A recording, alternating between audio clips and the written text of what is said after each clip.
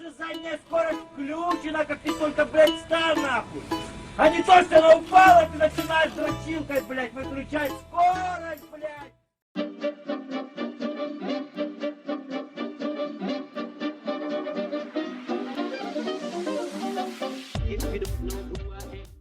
Hello ladies and gentlemen, today we're back in War Thunder and it's time to look at another aircraft which I was able to get on the weekend thanks to the Russian deal that went on. There wasn't only just the tank available, there was also the IL-2M Avenger. Now you may be asking, what is the difference between the IL-2M Avenger and the IL-2Ms that we have in the tree? Well, it's kind of confusing. So we have the IL-2M 1943, we have the IL-2M Type 3, and then we have the IL-2M Avenger. Now, from all of the stats, it seems like the IL-2M Avenger is the IL-2M Type 3 instead of the IL-2M 1943, but there isn't that much difference between all three of them, to be quite honest. It's the reason why they're all at very similar BRs. I do actually need to buy the rockets on that. But what do you get out of the IL-2M Avenger? Well, you get an IL-2M. You get two 23mm, the VYA-23s, which are actually able to annihilate light pillboxes as long as you have the armored target rounds on.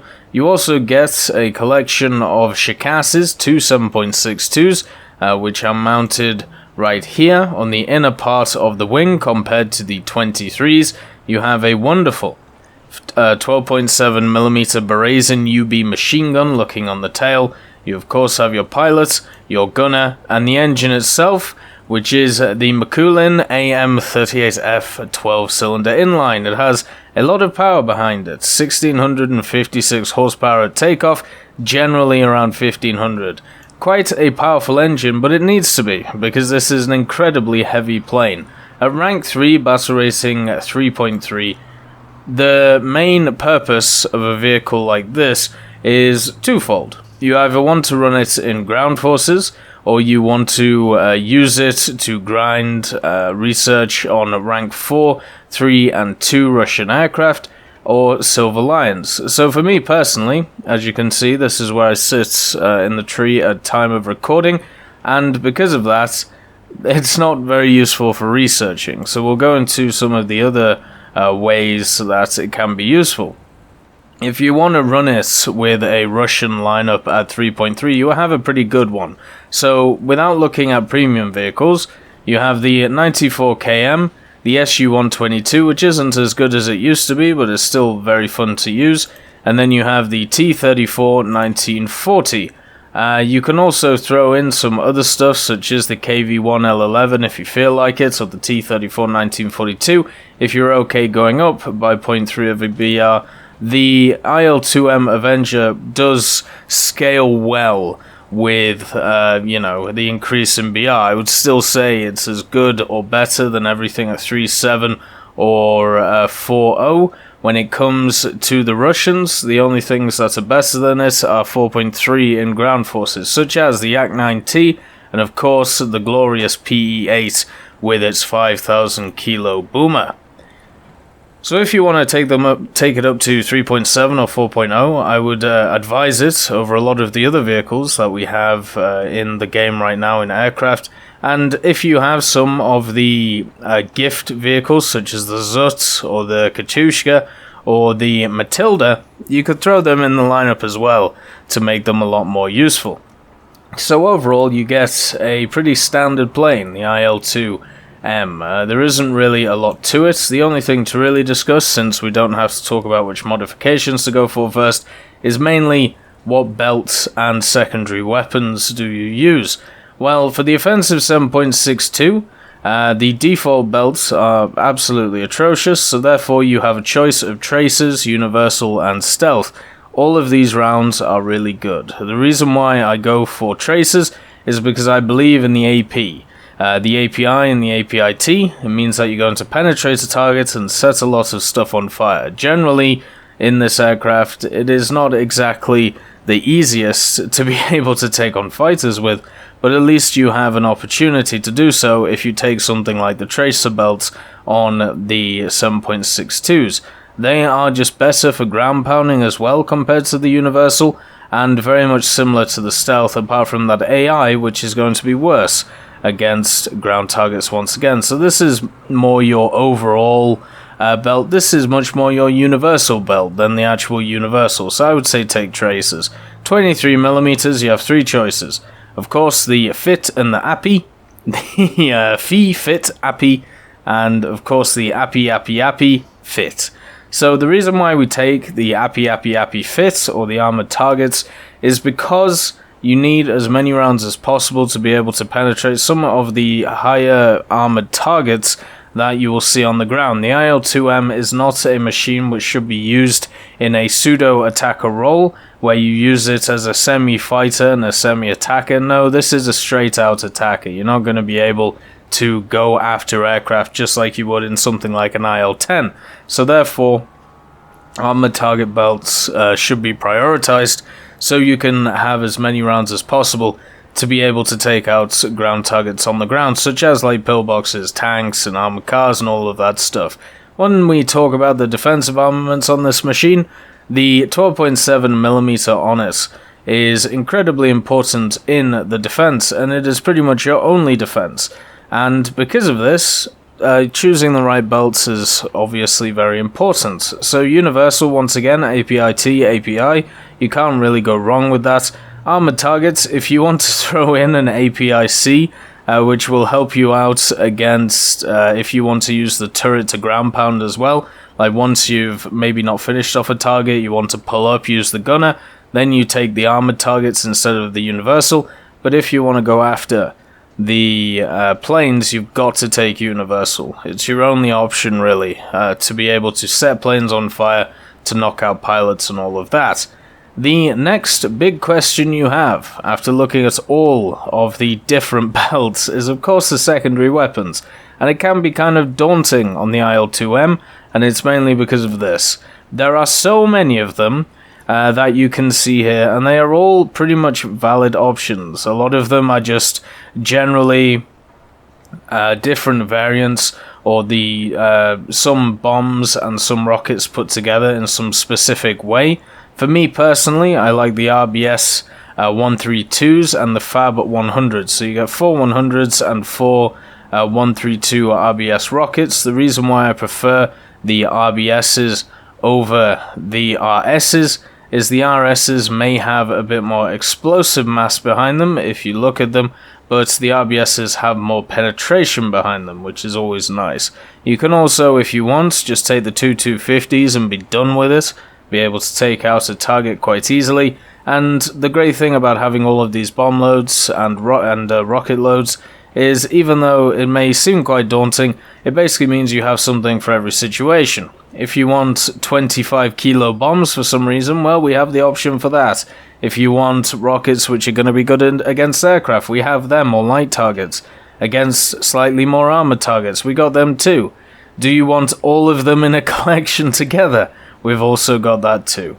So yeah, it's a bit all over the place with it when it comes to its secondary armaments, but I think it's easy to make the choice of the 4 rockets and 4 100s. The 100s are kept in bomb bays, as you can see here, either side of the fuselage of the plane, and yeah, that's pretty much it when we actually look at it. Armor is something that's kind of interesting. So because the IL-2M generally isn't that quick, at least compared to what it faces in the fighter department, armor is incredibly important, and as you can see, they've modeled it pretty well here. So this frontal armor generally won't be that useful to you, especially if you're fighting aircraft, but against ground targets, this helps quite a lot. If you are diving in, and what is happening is, why is there a hole there? Oh, is that where the air intake is? Yeah, it is. Never mind. So when you are diving on ground targets, such as AA and artillery, the AA have a propensity to actually fire back at you. So generally, with the armor on the front of it, it's going to stop some of that coming in and hitting your engine. This engine is quite fragile. Once it gets hit, all of the water falls out of it, and so does all of the oil, because, well, the oil cooling system is sat here, liquid is sat here, and there's also one here. So if an AA hits you on the nose, well, your water's all just gonna go to put, and your engine is gonna kill itself. But with, if you look behind, even though the gunner himself doesn't have that much protection, your pilot actually does, and you also have this bulletproof glass which helps against AA, meaning that you'll never get knocked out against AA from the front. And with all these little compartments really well modelled in the game, it is really nice to see, to be honest. And it means that pilot knocking out the IL-2 is quite hard to do, as long as you have a decent crew, and it means that you're going to have to shoot it out of the sky. And because of all of the armor, because of the powerful engine, and because of how heavy it is, a lot of the time what will happen is your engine will just kind of go kaput after a while, and then you will fall out of the sky because of that. But it is, because of its armor layout, very hard to knock out the pilot. We're not going to do a history section on this, because I feel like the IL-2 in its entirety deserves its own historical video. A lot of people have already talked about it in the past and where it came from and why the Russians or the Soviets or whatever you want to call them made so many of them is because of the fact that they were very good at one thing and one thing only, and that's what they wanted them to be good at. I mean, there's no real other way of putting it. They lost thousands of them, they made thousands of them, but they got the job done, which is exactly what they needed to do. But maybe in another video, we'll go into maybe the history of one of the squadrons that ran these IL-2Ms, and maybe have a look more into why these things are so revered by their counterparts. But anyway, let's get into some gameplay. The IL-2s in War Thunder have always been fun for me to fly, and I understand that my biases are definitely getting in the way here. When I used to play a lot of War Thunder aerialistic, I still do, but since Ground has been out, it's definitely been more 50-50 instead of all aerialistic at once. What I would do every so often, once I was bored of using fighters or trying to use aircraft which maybe weren't as good as their counterparts just to try and spade them out, I would go back to vehicles such as the IL-2s, the IL-10s, even stuff like the Helldiver and the B5N2, B7A2 for the Japanese. And the reason I would do this is because it was very easy to go into an aerialistic battle, spend 5 or 10 minutes getting to a target, killing said target, fighting off some enemy fighters, and if you died, you died, and if you didn't, you got back to base and you did it again. What I used to refer to it as was switching off your brain. In bombers, a lot of people have talked about the fact that it's very easy in bombers just to sit there, read, a book or watch a movie while you are playing War Thunder. But in my opinion, the easiest part of the game is definitely the attacker role, because you have a hell of a lot more options to go after, and there's a lot less on your shoulders if you screw up. If an attacker goes down, it isn't 1 out of 4 of you which you needed to finish the game. Maybe you're in an attacker which cannot take out light pillboxes. You have to hope that your rockets do something. Now, luckily, the IL-2M is one of those which its 23s can take out some of the heavier targets, such as light pillboxes, so that makes it a little bit easier for you, but you get the idea. There's a lot less pressure on you, you have still some maneuverability to face fighters, you're not completely on your own defensive guns to be able to try and keep you alive. You are able to slightly maneuver, you have a little bit of leeway. The IL-2M is definitely weighted on the side of attacker instead of fighter though, where something like an IL-10, especially the 1946, I would argue is on the more side of the fighter than the attacker part of it. So even with all that said, at least you still have at least some flexibility with the IL-2M Avenger. But I think you get my overall point with this. The IL-2M Avenger is not going to be something that outright wins you games, unless you get a very specific set of scenarios, such as being on something like Normandy, and being able to destroy enough pillboxes for when you run out of cannon ammo, being able to go back to the airfield victorious once you've landed, the rest of the pillboxes being taken out. That can happen, but only on a very few amount of maps. The majority of the time what you're going to be doing is going to the general AI ground forces and taking out what you can, whether it be light pillbox, medium tank, with your bombs, going after lighter targets such as AA, artillery, armored cars, stuff like this, and even maybe the occasional heavy with your bombs as well. So you have pretty much everything on the table when it comes to AI ground forces you can go after in a big way, and that is nice. That is something that feels great when we talk about an attacker. You want something which isn't just limited to the amount of rockets or bombs it can carry, but also have guns to back it up, and luckily the IL-2M does have that. It is an incredibly heavy attacker though. This is not a light aircraft, meaning that it can feel incredibly cumbersome when you use it around the place, and that is just something you're going to have to get used to. At the same time, even though this thing can take a lot of hits, and yes, it can get absolutely battered by cannons, machine guns, and your pilot will never die unless your crew skills aren't very good on him, but what will happen is your engine will eventually fail. Something will fall out, whether it's oil, whether it's water, whether it's fuel, and it will just eventually not have enough power to keep the heavy bird in the air. And that to me is kind of a nice sign. I don't want to be pilot knocked all the time. Sometimes it's nice to actually go down knowing that the enemy had to put a lot of shots into you.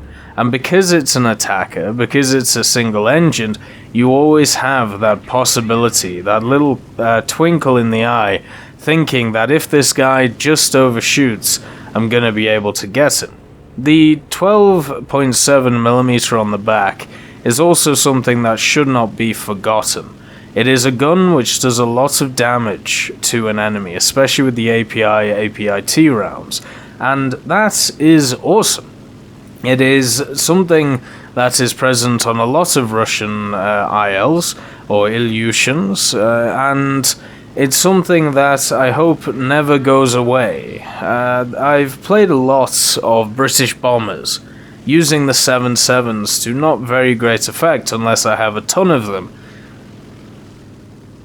in the form of something like a Halifax, but having one gun which I can sit in first person view in something like an IL-2M is a lot more fun and interesting to me, and also seems to be as effective, especially when we talk about killing and knocking the enemy pilots. At battle rating 3.3, you come up against fighters which can dance rings around you. And that's completely fine, because you are not supposed to take them on. You are supposed to be the attacker. And if you don't enjoy attacking, you won't enjoy this vehicle. If you do enjoy attacking, or if you are impartial to it, then this vehicle will be very good for you if you want to research rank 3, rank 2, and rank 4 Russian aircraft. If you don't want that, and you already have them all done like me, then the best way to look at it is that this is a Silver Lion farmer, just like something like the B-25 is for the Russians, and that is how you have to see it. I've seen a lot of people struggle, especially in ground forces, for Silver Lions, when it comes to purchasing tanks, repairing tanks, purchasing their ammunition, and every time somebody asks me, well, what do I do about this? Well, the first thing I say is to fly aircraft. Go and play a few rounds of aerialistic, doesn't really matter what it is. The Silver Lion gain is a lot more forgiving as long as you are at least trading 1 for 1 in the majority of vehicles. And if you're not able to do that, or if you struggle in aerialistic, then you need to go into attackers and bombers. Go after AI stuff, make sure that you keep on your tail gunners, and basically do it like that. Still try and trade 1 for 1, but also try and get to the target and get your bombs off. And if you're able to do that, you will always gain Silver Lions, where in tanks, it seems like it is very easy to lose them. So yeah, the IL-2M Avenger, if you need something that is good at printing silver lions for you, whether you like to take out your ground forces or your air forces, or you're trying to save up for something, it is much better buying a plane like this for GE or the bundle instead of just buying silver lions straight out. And obviously it is a time versus money thing, and that is your opinion. You have to make that choice. But for me, it's always better to get the premium aircraft over the money of just spending it on silver lions, because those silver lions will disappear quickly. The IL-2M will forever be in your hangar. I hope you all have a wonderful day, and I'll see you next time.